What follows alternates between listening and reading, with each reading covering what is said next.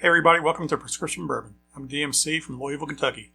Today I'm doing my top favorite bourbons and whiskeys of 2025.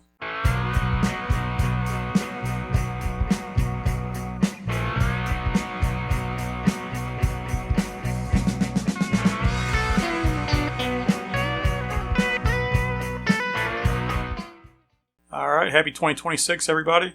This is early January, and I'm going to be covering my top favorite whiskeys of last year, 2025. I'm going to follow the same format I've done for the last few years. So if you like this format, if you like what you see here, go check out my previous year's favorite releases. I've got them going all the way back to 2018. So yeah, check those out. But I started this current format a couple years ago, and I'm going to be doing not only my top 3 favorite bourbons of 2025, but my top American whiskey, non-bourbon, and my top world whiskey. I don't have any hard, fast rules, other than I do have to have bought the bottle in 2025, so no samples only. I had to have the full bottle. And generally, these are things that are my favorites that I kept going back to. I kept going back to and just loved sipping on them, drinking them. I have avoided store picks and group picks in the past. I'm going to have to get into those, or I'm going to have to let those into this list at some point. But, there's definitely some single barrels I've had, but they've generally been shelfer single barrels.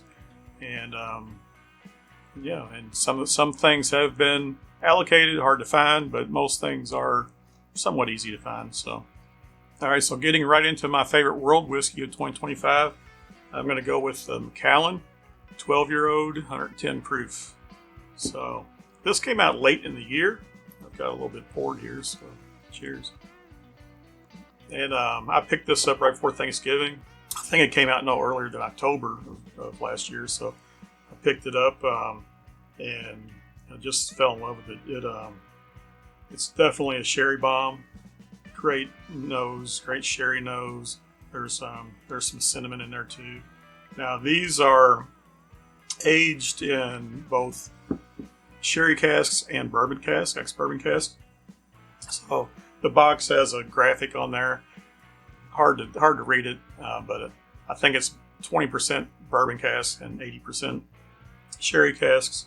But 12-year-old maturation on this, and I believe this is a U.S. only release. So sorry everybody else. But definitely a sherry bomb. Definitely has some sweet on the tongue. It has some fruitiness there coming from the sherry. And viscosity on it is nice for a Scotch. It's got a good viscosity. And to me, one of the things that really stands out on it is the spice level. So this is 110 proof, as I said, so it's not actually cask strength, but it's up there for a Scotch. And the spiciness level probably from the bourbon barrels or whatnot is very high. It's like, it definitely lingers. For a bourbon lover or a rye whiskey lover, I love that spice level. Something you don't typically get in a lot of Scotches. So I think it's one of the spiciest Scotches from that aspect that I've ever had. But like I say, great viscosity and great long finish on this. So it's got cinnamon, it's got berries, just got a great flavor. Got some sweetness, not much wood on the taste. Really just that fruitiness, spiciness with the long finish. So great bottle. Yeah, so check that out if you can find it. All right, the next bottle I'm going to go with will be my top favorite American whiskey, non-bourbon. Now this one I struggled with this year. In the past, it's almost always been a rye. So I've got a lot of ryes on my list from previous years. This year I didn't have any totally standout ryes that I had bought that I could have easily put on the list here. There's definitely a list of them. I did buy the old Overholt 12 right at the end of the year, but I haven't even actually cracked it yet, so that's not on my list. I missed out on the Elijah Craig Barrel Proof Rye, but they're going to be coming out regularly, so maybe this year I can make the list. Look forward to sampling those. I did buy a Sagamore 7-year cask strength.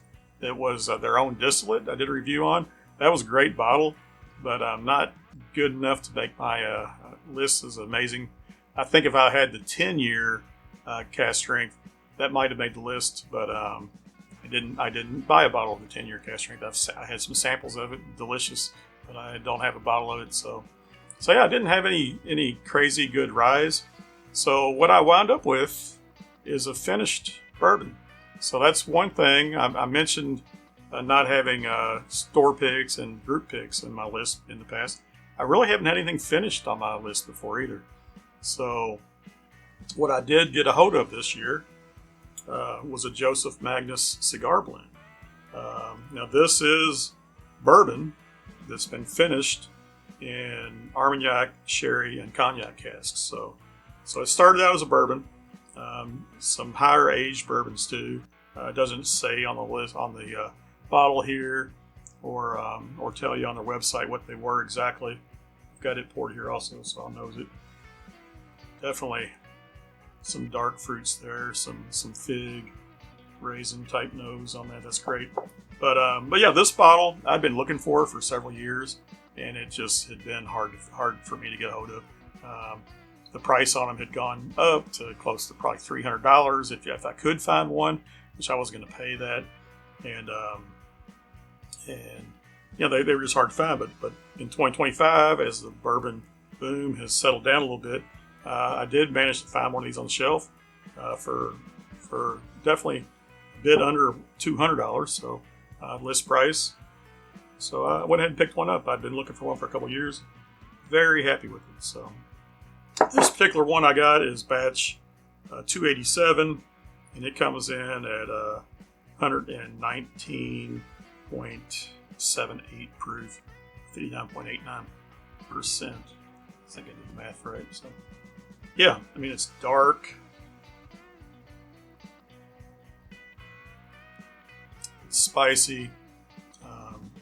You get that on the palate. It lingers, but there's definitely some good oak there. There's some vanilla. There's some baking spices, but you do get that sherry influence. I can taste the sherry. I can taste some fruitiness, some berry, cherry, compote type stuff. I mean, it's delicious. So I know Nancy Fraley is the master blender of these for Joseph Magnus, and you know, these are made to be paired with cigars, what I call a cigar blend. I'm not a cigar smoker, but I can still appreciate the taste of this and the nose on this. The nose is extremely forward. It's a powerful nose. So it's one of those ones you could probably sit and smell and just sip on for a long time. So delicious. So yeah, check out Joseph Magnus Cigar Blend if you get a chance. All right. So next, I'm going to be moving on into my favorite bourbons of 2025, and I'm going to start off with a couple of honorable mentions before I get into my actual top three. And two of my honorable mentions are actually single barrel group picks. So, like I say, I'm probably going to allow those on the list in the future. So they could have possibly made it this year. They just didn't quite make the list. First one is actually Jimmy Red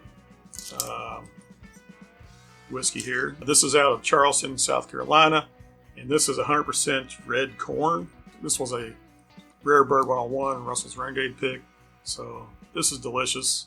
I think it was later in the year that I got the hold of this and opened it. Did a review on this, so check that out. But it's great. Not quite my top three. And then the next one is an Old Dominic. This is actually a 7-year single barrel, 122.57 proof. So this is out of Memphis. And I love this. I mean, this is, I can't wait to get a hold of some more Old Dominic going forward. This was a Hello Again Whiskey Friends pick. It's called a High Rye Drifter. You can see the tater sticker there, Kelsey Dime there on the logo. But it was done along with Dusty Dan, Drifting Drams, and Bourbon of the Week. There might have been some other people in the pick, but there's the ones with the logo on there. And yeah, I just was floored by this. I can't wait to try some more Old Dominic in the future. So great flavor. I know they've got, this is a regular rye bourbon. I know they've got some wheated bourbons. They've got some other offerings. So can't wait to get into more Old Dominic going forward in the future. So, all right, let me clear this off and I'll get into my top 3 favorite bourbons of 2025. So my top 3 favorite bourbons of 2025, I'm coming in at number 3 is going to be a Remus experimental release. This is a 9-year-old bourbon. It comes in 107 proof, and this was aged in Seguin Moreau barrels. So great taste on this. There's a great nose on this, great flavor on this. Everything about it, I like it. The bottle's cool, like a lot of the Remus bottles. It's that whole Art Deco type bottle. I do have a review of this that's either already out or will be coming out right after this.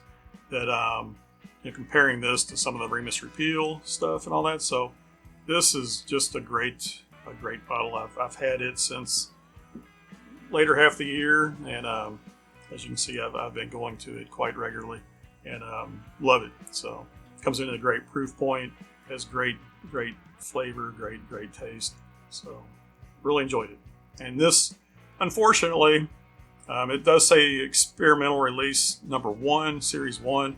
So, I guess Ross and Squibb, who puts this out, will be doing other experimental releases, and this, might not be available anymore. So, I believe you still can find this if you look in some stores right at the moment. It won't be out there forever, but there is still some of this available in some places. So. All right, coming in at number 2, my favorite bourbon of 2025 is going to be Michter's Barrel Strength Bourbon. So I had never got a hold of this before in the past, so was really happy to stumble upon this in 2025. I believe that this may be a Kentucky only release. Their Barrel Strength Ryes, I think, are released nationwide, but the Barrel Proof Bourbons may be a Kentucky only release. So this comes in at 122.2 proof. No age statement, but it's going to most likely be at least a 7 or 8 year old bourbon. This just has a great flavor. It has some grapiness on it, which was a big flavor of mine last year. I kept getting grapiness over and over again. Love that flavor. I thought I always liked cherry. I think grape maybe better than cherry on my palate at the moment. But yeah, this is some great stuff. This had a great nose, great flavor, good finish on it, as you would expect. So this is something I've been able to go back to and really like this. So that's my number 2 pick of 2025. And my number 1 pick of 2025 is going to be Old Forester 1924. So this is a 10-year-old release from Old Forester. Let me give this a pour. And now they first released this in 2024, which I had several samples of in 2024 and just never bought a bottle. I thought it was good, but I didn't buy a bottle. And then 2025, they released this again, and I thought, wow, I really like it. This, hitting on that grape note again, this is grapey. It's 10-year-old Old Forester. To me, it's very grape forward. It's got a great, oak on there. It's got great mouthfeel. Coats the palate wonderfully. Great fin. The finish lingers. The finish goes on and on and on. So I've really enjoyed this bottle. I actually bought a couple of these last year, so got some backups. And yeah, I think it's a wonderful bottle now. By the time you're watching this, the 2026 release of 2024 will already be out. So it's going to be a yearly release they're going to be putting out. But, I think it's delicious. Now, I did a review of this Michter's Barrel Strength, and if you go watch it, I actually compared it to this 1924, and the taste on these both, to me, was exceedingly similar. Like the grapiness I get, everything about it. Price point on them is very, very similar too. So that's if there's one hit against the 1924, it's its price point. I can get it for like $115. This Michter's I think was $120, and so they're about the same price. Now this is only 100 proof, but it is 10 years old, age stated, whereas this was 122 proof. So $115, $120 for a 10-year-old 100 proof bourbon, maybe slightly high. If this was $100, it'd be a go buy it immediately. At $120, it's like, yeah, it's worth it, but you don't want to go overboard with it. So, although I love it, so I can't wait to taste the 2026 version, see what it tastes like, and see what everybody else thinks too. So, all right, everybody, thanks for watching. Appreciate you tuning in. Hit that like button and subscribe if you haven't already. If it's your first time here, welcome. If you're a repeat viewer, welcome back. Appreciate it. But make sure you hit that like button and subscribe. Leave some comments down below. Let me know what you think of this list, what you've had on this list, what you like. There's a lot of bottles out there that are amazing that I've had samples of that I just didn't necessarily purchase this year or have bottles of. So, you know, everybody has some great lists. It's always a good time of the year. All right, as I said, happy 2026, everybody. Can't wait to share some more with you in the future. Remember, everybody, all bourbon is whiskey, but all whiskey is not bourbon. The best bourbon comes from Kentucky. Cheers.